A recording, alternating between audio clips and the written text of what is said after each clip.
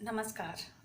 मैं डॉक्टर कुमारी मनीषा, सहायक प्राचार्य, हिंदी विभाग, कमला राय महाविद्यालय, गोपालगंज, जयप्रकाश विश्वविद्यालय, छपरा। मित्रों, आज मैं आप लोगों के समक्ष दिनकर के कुरुक्षेत्र की चर्चा करूंगी। आज के व्याख्यान में हम दिनकर रचित कुरुक्षेत्र पर विचार विमर्श करेंगे। दिनकर ओज के कवि हैं। राष्ट्रकवि दिनकर का जन्म बेगूसराय जिला के सिमरिया नामक ग्राम में हुआ था। इनकी रचनाएं ओज से भरी हुई होती हैं।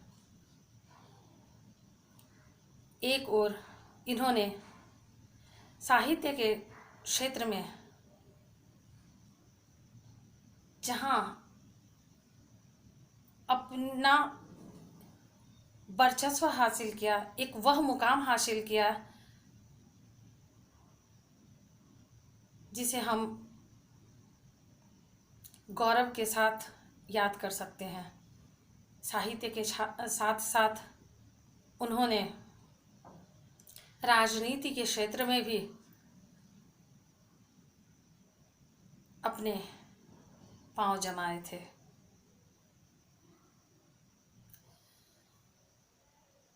दिनकर की कई रचनाएं हैं।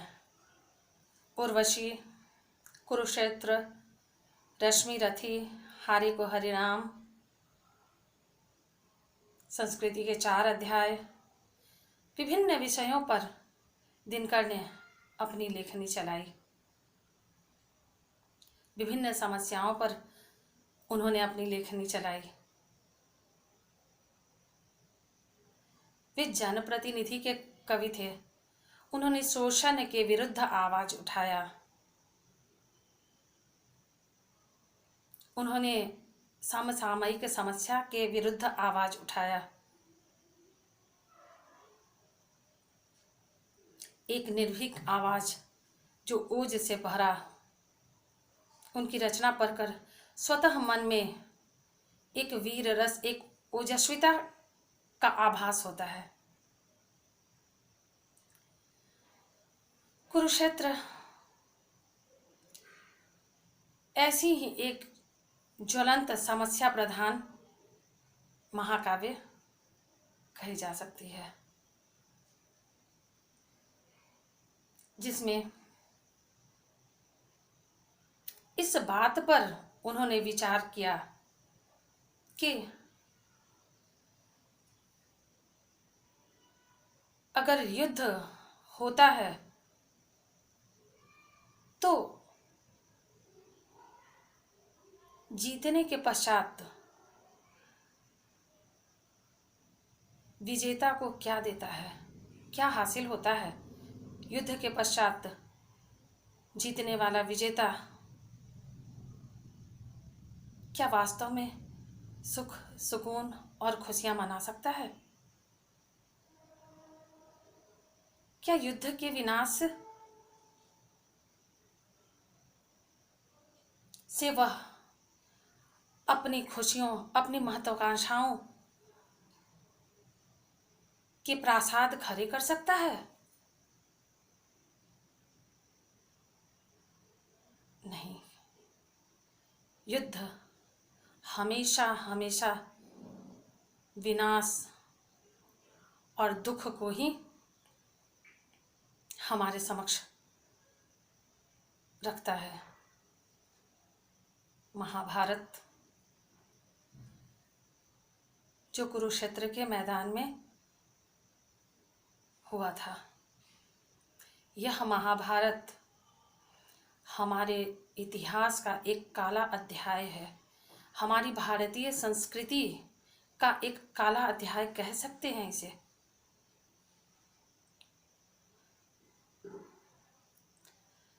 महाभारत में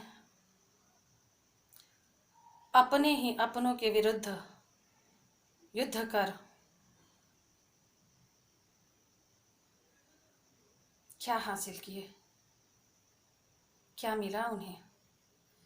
रोती, सिसकती, बिलखती, कलपती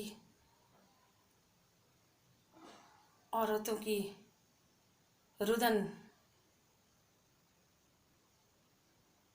जब युधिष्ठिर के कान में पड़ती है युद्ध के पश्चात, जिस औरत ने अपने पुत्र को खोया था, किसी ने अपने पति को खोया था, उस विलाप की प्रतिध्वनि कुरुक्षेत्र के मैदान से निकलकर पूरे भारतवर्ष में गूंजने लगी, अट्टहास करने लगी। एक तरह से धर्मराज कहे जाने वाले युधिष्ठिर के सामने प्रश्न चिन्ह था। एक प्रश्न था, क्या हासिल किया? युद्ध के पश्चात, जीतने के पश्चात सब कुछ हार गए। इस ऐतिहासिक घटना को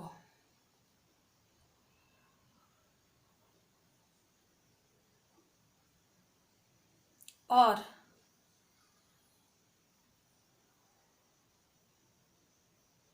लालसा के जब पूर्ण हो जाने के पश्चात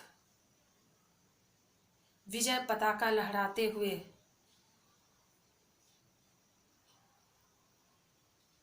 जब युधिष्ठिर अपने विजय की कीमत देखते हैं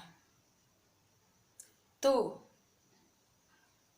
उनका हृदय भी चित्कार उठता है, उनका हृदय भी विलाप करने लगता है और युधिष्ठिर की उसी वेदना को अपनी कल्पना के भावों से रंग कर राष्ट्रकवि दिनकर ने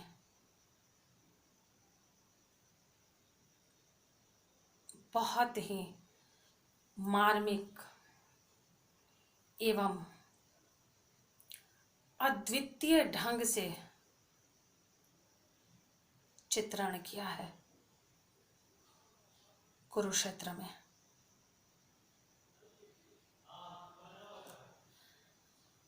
आपसी विद्वेष और हिंसा की आग जब मानवीय सभ्यता के इतिहास को रक्तमय कर उसे शमशान में तब्दील कर देती है, तब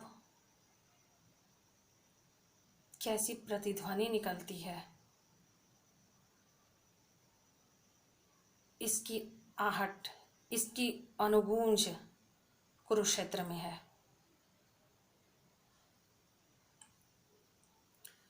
यह समस्या आज भी है, चूंकि इस कुरुक्षेत्र की रचना 1946 ईस्वी में हुई थी, लेकिन अगर हम देखें तो कहीं न कहीं यह समस्या आज भी है। वर्तमान समय में भी यह समस्या उतनी ही प्रासंगिक दिखाई देती है जितनी कि कल थी। यह युद्ध यूं ही नहीं होता, इस युद्ध के पीछे राष्ट्रनायक हुआ करते हैं, जिसके आधार पर बहुत सारे असंख्य लोग अपनी बलि दे देते हैं और वह नायक तो स्वयं बच जाता है। इसी समस्या पर यह कुरुक्षेत्र लिखा गया। कुरुक्षेत्र विनाश की उस लीला का चित्रण है जहां मनुष्य अपनी लालसा को पूर्ण करने की होड़ में, अपनी जिद को पूर्ण करने की होड़ में अपनी सभ्यता, अपनी संस्कृति और अपनों का भी दमन करने से गुरेज नहीं कर पाता। यह दारुण कथा, यह दारुण काव्य महत्वाकांक्षा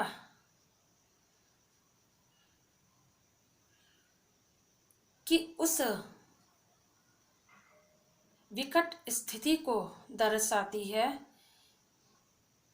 जो बिना कुछ सोचे समझे विनाश के रास्ते पर चल पड़ता है। वैसी महत्वाकांक्षा, वैसी लालसा जो राज्य को पाने के लिए अपनों की हत्या करने से भी बाज नहीं आते। कवि हतप्रभ है। युधिष्ठिर की ग्लानि देखकर युधिष्ठिर के चेहरे पर जीत की खुशी न होकर आत्मग्लानि से भरा हुआ चेहरा, यह सारे दृश्य दिनकर की कल्पना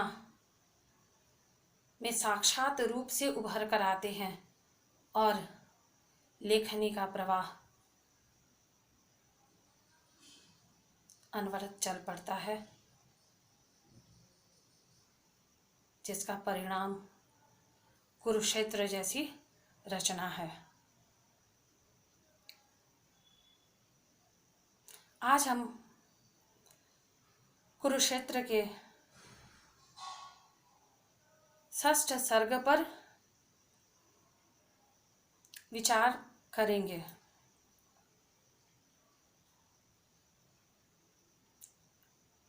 छठे सर्ग में कवि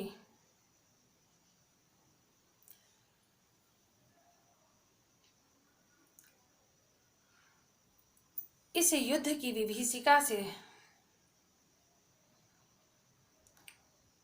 त्रस्त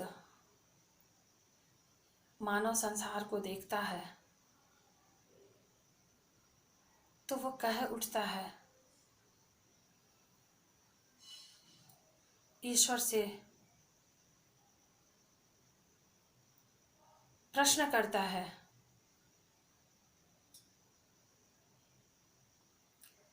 धर्म का दीपक, दया का दीप कब जलेगा, कब जलेगा विश्व में भगवान, कब सुकोमल ज्योति से अभिषिक्त हो सरस होंगे जली सूखी रसा के प्राण। मनुष्य आज इस तरह भौतिकवादी सभ्यता की ओर अग्रसर हुआ जा रहा है कि वह अपने ही विनाश की लीला रच रहा है। उसे आभास तक नहीं कि वह क्या कर रहा है।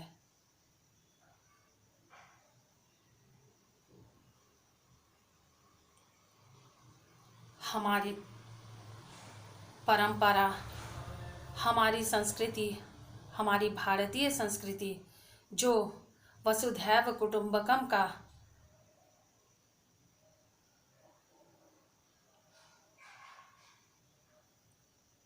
विचार रखती है, वहाँ क्षुद्र मानसिकता, स्वार्थ अगर पांव फैलाने लगे तो क्या हश्र होगा। वास्तव में छठे सर्ग में इसी विभीषिका पर चर्चा की गई है।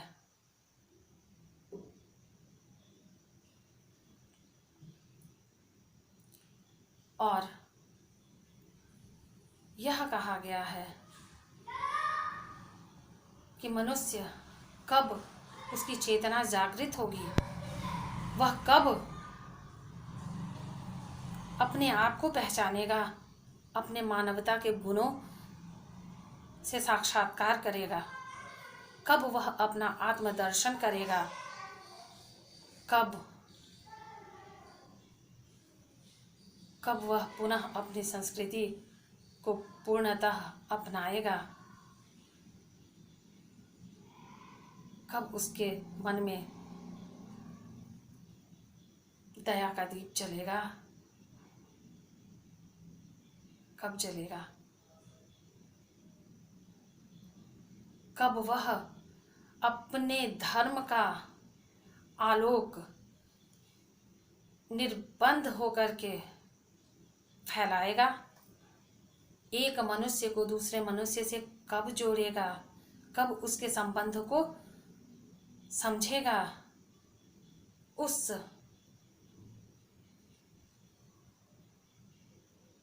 संबंध की, मनुष्य के मनुष्य से जो एक आत्मिक, एक प्रेम का संबंध होता है, एक मानवता का संबंध होता है, और उससे जो एक रश्मि प्रस्फुटित होती है, एक किरण प्रस्फुटित होती है, एक आशा की किरण जिससे सारी दुनिया खिल उठती है, वह कब होगा।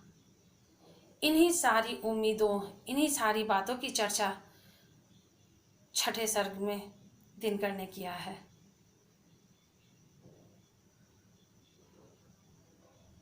हम धीरे धीरे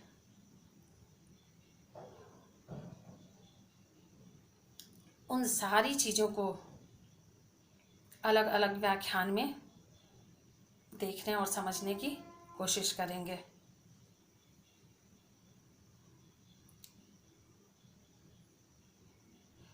ये कुरुक्षेत्र पर हम गीता,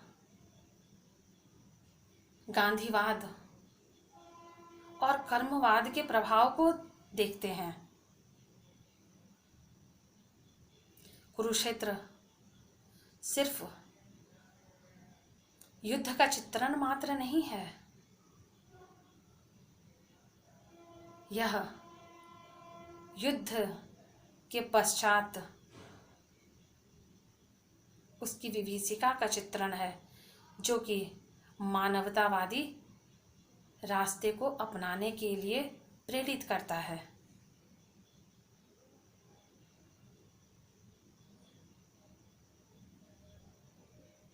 भिन्न भिन्न व्याख्यान में हम अगले व्याख्यान में कोशिश करेंगे इससे आगे छठे सर्ग पर कुछ और बात करने की।